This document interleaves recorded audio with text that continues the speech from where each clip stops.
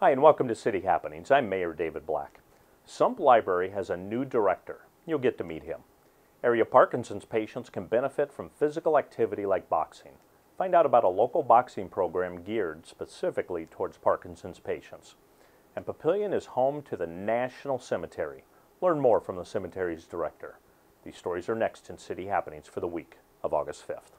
Thanks, Mayor Black. Sump Library has a new director, but he is not a new face. I've also still been doing some of my former duties as assistant director, so it's been an interesting experience because it hasn't completely changed. You know, it feels a lot different than I think it would if I were newly hired from outside of the city.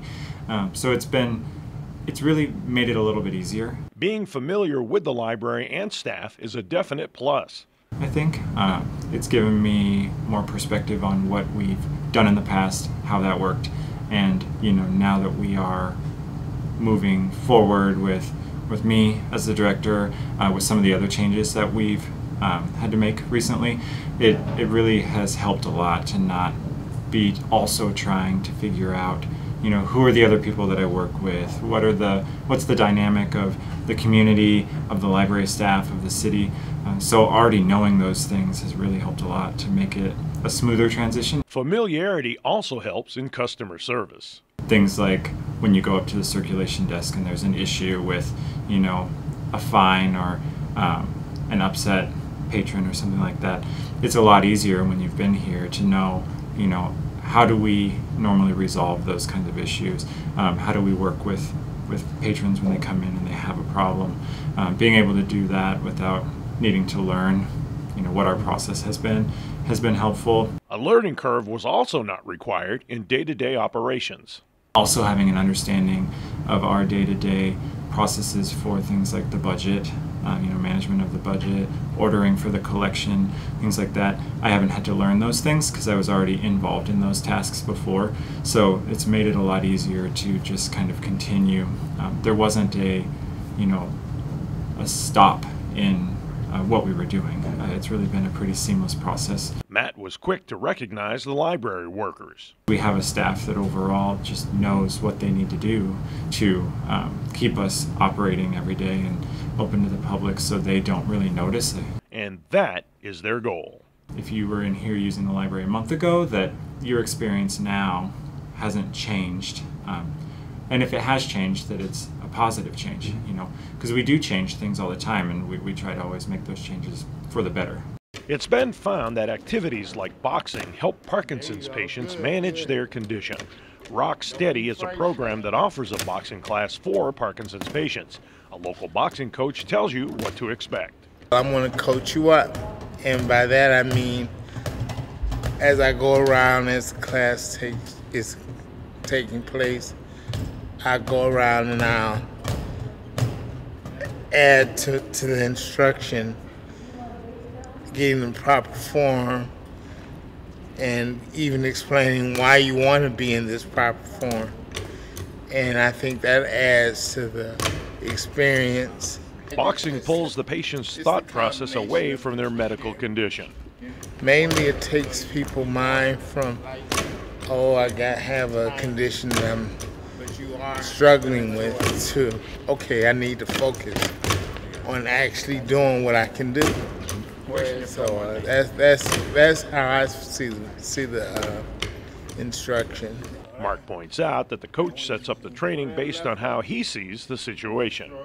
That's my interpretation, to get people to where they feel confident that they could box someone if they had to. Parkinson's patients are encouraged to join this program. The reason you should come here is because it works. That's number one, foremost, primary. Simple, it works. You stick with the class long enough, stick with our instruction, you will see a reduction in your symptoms. Mark says there's more than just his words backing up that statement. We have studies, again, thanks to the Rocksteady CMS, that shows this to be so. I have the fullest and utmost confidence in the program. And not only that, you'll have a good time. The National Cemetery in southwest Papillion is 3 years old. Having it on this end of the state is a benefit. For me personally, so I think I'm going to speak for a lot of families because I am a veteran, and to be able to have a location where you can go visit your loved one is really important. I know here in Nebraska, even as a kid, especially on Memorial Day, when you go visit your family's grave sites and you have a chance to go and honor them and reflect and remember, we have the opportunity to do that now here locally. You know, so we don't have to go 4 hours to Fort McPherson or 3 hours down to Leavenworth. You know, so we can do that right here. So it gives us time and the opportunity to come any time of the year, not just drive somewhere for 4 hours on Memorial Day or a special occasion, but often when we look out here, we've got visitors that come out here sometimes several days a week to come out and sit and remember and honor their loved ones.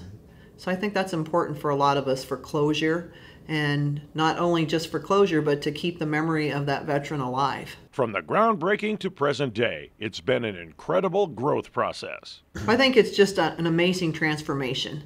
When we had the ceremony for the Vietnam Veterans Memorial, it was amazing that some of those people hadn't been out here in a while. So when they were out here and they looked around, and I mean, you know, it's just kind of, you're in awe of understanding that this was once a cornfield.